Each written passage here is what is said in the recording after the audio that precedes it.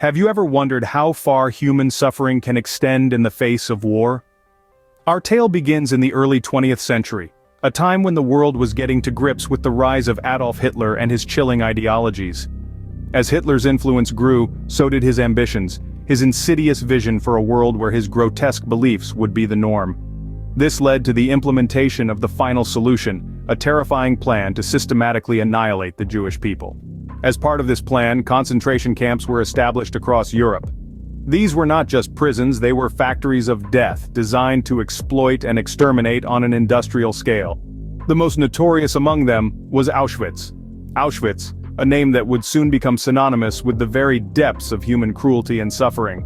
In the midst of the chaos, Auschwitz, a symbol of humanity's darkest hour, was born. In a quiet town in Poland, a monstrous institution took root. Its name was Auschwitz, a name that would soon become synonymous with the darkest atrocities of humanity.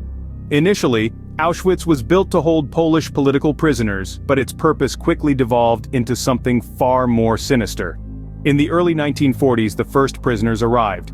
They were mostly Polish people and Soviet prisoners of war, but as the war progressed, the camp's population became increasingly Jewish. The conditions they faced were brutal.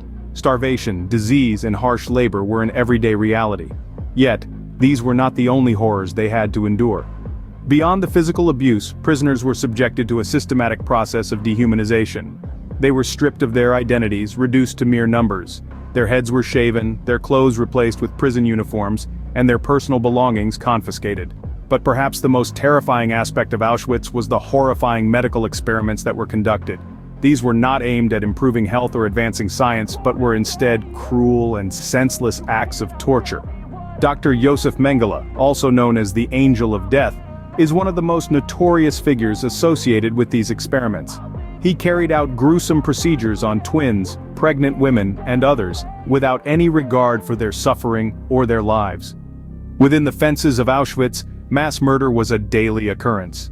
The camp was equipped with gas chambers and crematoria, designed for the systematic extermination of prisoners on an industrial scale. In these chambers, men, women, and children were gassed to death, their bodies burned and their ashes scattered. The scale of the atrocities committed at Auschwitz is difficult to comprehend. It was not a prison or a labor camp. It was a death factory, a place where human beings were systematically eradicated in the name of a perverse ideology. Life in Auschwitz was a daily struggle against overwhelming despair and death. Yet despite the unimaginable horrors they faced, many prisoners clung to hope, to the belief that they could survive, that they could bear witness to the world about the atrocities of Auschwitz. Despite the terror, hope managed to flicker in the hearts of the prisoners. It was the end of January in 1945 when the Soviet army, advancing westwards, stumbled upon Auschwitz and unwittingly became liberators. The sight that greeted them was beyond comprehension, a stark testament to the depths of human cruelty. Over 7,000 skeletal survivors were found, a ghostly remnant of the million-plus souls who had once been confined within the camp's chilling walls. They were starved, sick, and marked by an unfathomable despair. Yet, in their eyes flickered the faintest glimmer of relief, a silent testament to the resilience of the human spirit. In the aftermath of liberation, the world grappled with the enormity of the Holocaust. The Nuremberg trials, held between 1945 and 1946, sought to bring to justice those responsible for these heinous crimes. Figures like Rudolf Höss, the longest-serving commandant of Auschwitz, faced their reckoning. Höss was sentenced to death, his end mirroring the fate he had imposed on countless innocents. Yet for the survivors, liberation was not the end, but the beginning of a lifelong journey of healing and remembrance.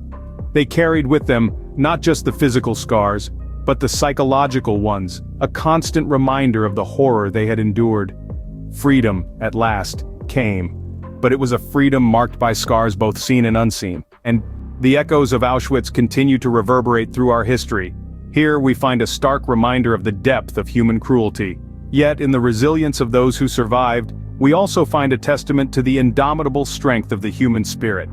Auschwitz is not just a tragic chapter in our past, it is a lesson, a warning, a call for humanity to rise above hatred and indifference. As we remember Auschwitz, we honor the lives lost, the survivors, and the lessons it etches into our collective memory.